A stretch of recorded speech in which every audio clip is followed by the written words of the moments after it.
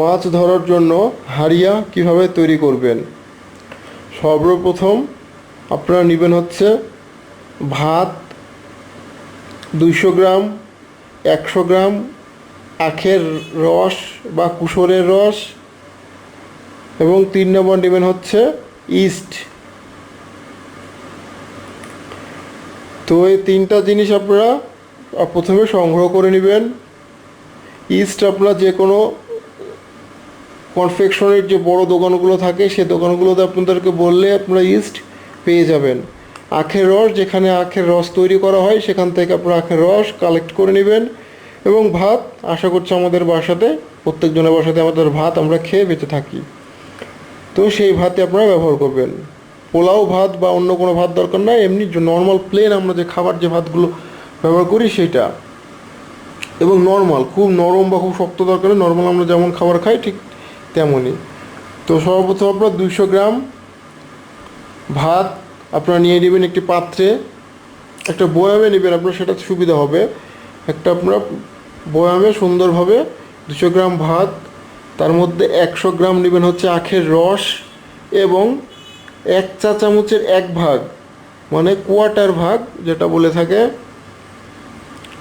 সেই পরিমাণ নেবেন হচ্ছে আপনার ইস্ট। তো এই তিনটা জিনিস নিয়ে খুব ভালোভাবে মাখিয়ে সুন্দরভাবে বয়ামের মুখটা লাগিয়ে মিনিমাম 48 ঘন্টা,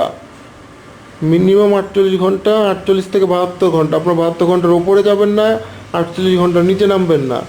তো এই রকমভাবে আপনার এটা বয়ামে বন্ধ করে রেখে দিবেন। এবং 48 ঘন্টা পরে আপনারা যখন এটা খুলবেন তখন দেখবেন একটা পচা পচা একটা গন্ধ বের হয়েছে, পচা প্লাস মিষ্টি একটা গন্ধ বের হবে, যেহেতু আখের রসটা অনেক মিষ্টি।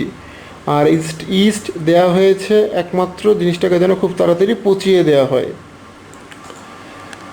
তো এই তিনটা জিনিস আপনারা ব্যবহার করবেন। করার পর 48 ঘন্টা পরে আপনারা যখন মাছ ধরতে যাবেন তখন আপনারা এটা ব্যবহার করবেন কাতলা মাছের ক্ষেত্রে, বিশেষ করে কাতলা মাছের ক্ষেত্রে ব্যবহার করবেন।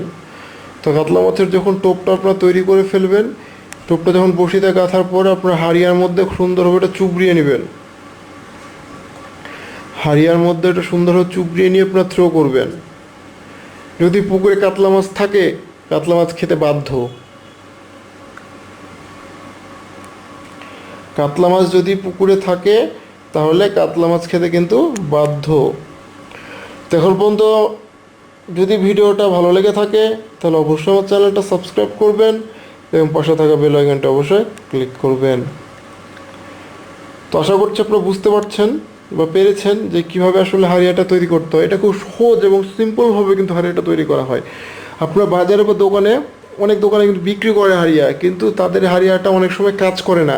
কারণ তারা কি করে, দেখা যাচ্ছে 7 দিন, 8 দিন, 10 দিন, 15 দিন আগের হাড়িয়া কিন্তু আপনাকে দিয়ে দিবে। তো এত পুরাতন হাড়িয়া কিন্তু কাজ করে না, বরং এটা বিপরীত হয়ে যায়। কাতলা মাছ তো আপনি তো পাবেনই না, যে জায়গাটা আপনি হাড়িয়াটা ব্যবহার করবেন সেই জায়গাটা কী হবে, নষ্ট হয়ে যাবে। তো সেই কারণে আপনারা যদি পারেন তাহলে অবশ্যই বাসাতে তৈরি করে নেবেন। কারণ বাসাতে তৈরি করা যে হাড়িয়াটা, এটা কিন্তু আপনার একবারে ফ্রেশ এবং অরিজিনাল হাড়িয়া তৈরি হবে।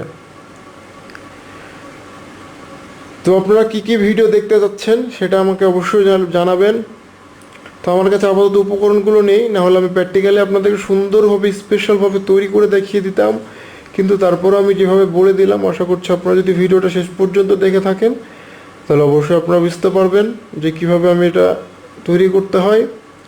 এবং আমি এটার ডিটেলসগুলো ডিসক্রিপশনে দিয়ে দিব, আপনারা সেখান থেকেও ডিসক্রিপশন থেকে আপনারা সেই ভিডিওগুলো ডিসক্রিপশনের ডিটেলসগুলো দেখে নিতে পারবেন।